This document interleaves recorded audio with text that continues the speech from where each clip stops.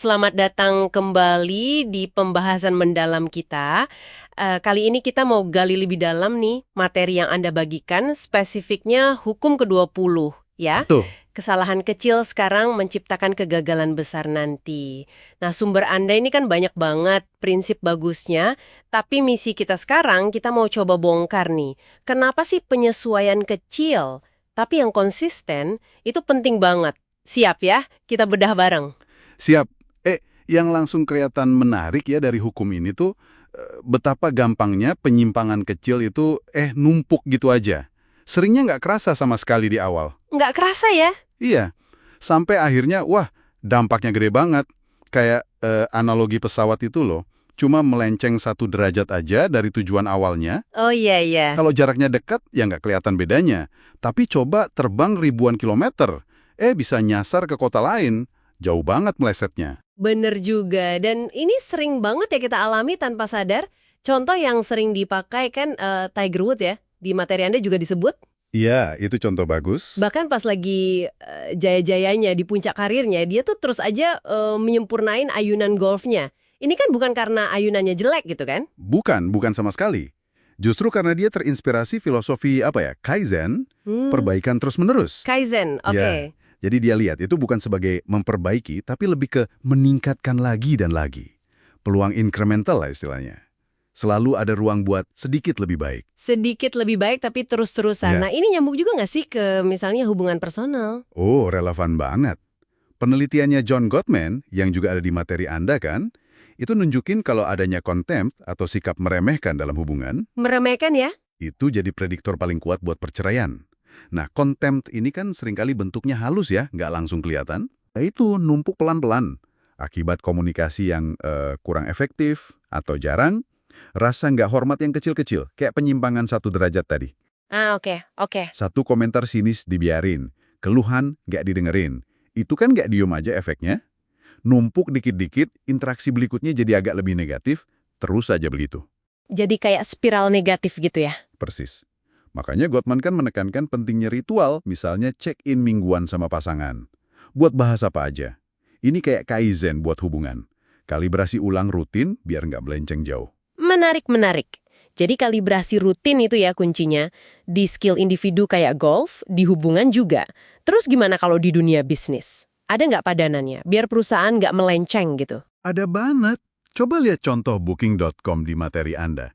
Mereka itu sampai membangun budaya perusahaan di atas eksperimen konstan. Eksperimen konstan ya? Iya, sampai punya jabatan Director of Experimentation segala.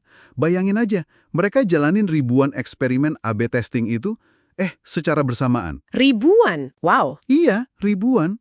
Buat fitur web, penawaran, bahkan tulisan di tombol aja dites. Mereka percaya banget, cuma lewat eksperimen terkontrol, penyesuaian kecil berbasis data, mereka bisa tetap relevan, memberikan apa yang benar-benar dibutuhin pelanggan. Tiap eksperimen itu kayak check-in ke pasar. Gila juga ya, ribuan eksperimen. Komitmennya serius banget ini ke penyesuaian mikro. Tapi ini ada hubungannya nggak sama ide dari Amazon dan Jeff Bezos yang justru kayak, merangkul kegagalan gitu. Gimana nyambungnya? Nyambung banget. Justru itu intinya. Filosofi Amazon itu kan kegagalan itu bukan aib, tapi ya bagian dari inovasi. Nggak bisa dihindari. Bagian dari proses ya. Betul. Buat bisa lebih maju dari kompetitor, ya harus berani coba lebih banyak. Artinya, ya pasti bakal lebih sering gagal dalam skala kecil. Oke. Bedanya, mereka lihat kegagalan kecil ini bukan akhir dunia. Tapi data.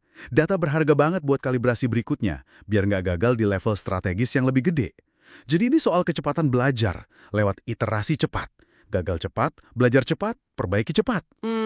Gagal cepat, belajar cepat. Ini ngingetin saya ke cerita kontras bisnis ayah dan anak di materi Anda, yang bisnis anaknya melesat jauh ninggalin bapaknya. Ah, iya ya, itu menarik. Salah satu kuncinya disebut tingkat kegagalan si anak ini justru 10 kali lipat lebih tinggi. Nah loh, agak aneh ya, gagal lebih banyak kok malah sukses. Iya, kedengarannya gitu ya, kontraintuitif. Tapi kalau kita lihat lagi, budaya di perusahaan si anak ini beda banget.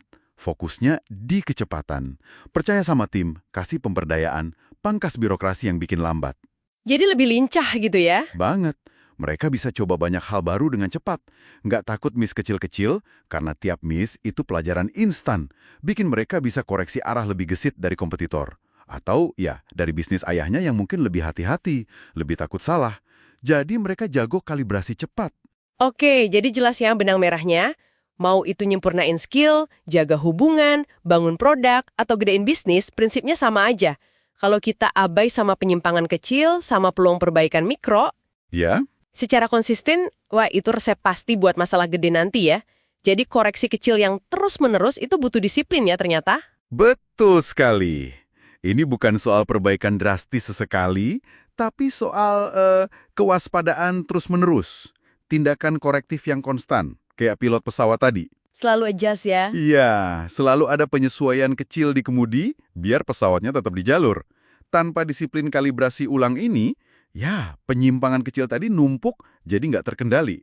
Oke, jadi apa nih artinya buat Anda para pendengar kami? Intinya sih simple ya, tapi kuat banget. Jangan pernah remehkan kekuatan penyesuaian kecil yang konsisten. Iya, itu kuncinya. Koreksi 1 derajat itu, entah di cara Anda komunikasi, ngasah skill, atau jalanin proyek, itu penting banget, biar Anda nggak meleset jauh dari tujuan jangka panjang Anda. Nah, ini mungkin bisa jadi bahan renungan ya buat Anda bawa pulang. Coba pikirkan deh, di area mana dalam hidup atau pekerjaan Anda sekarang mungkin ada penyimpangan 1 derajat yang kayaknya sepele banget. Tapi potensial bawa Anda ke tempat yang nggak Anda inginkan nanti, terus disiplin kecil apa nih yang bisa mulai Anda terapkan hari ini buat kalibrasi ulang, biar tetap di jalur yang benar? Ya, sesuatu untuk Anda pikirkan.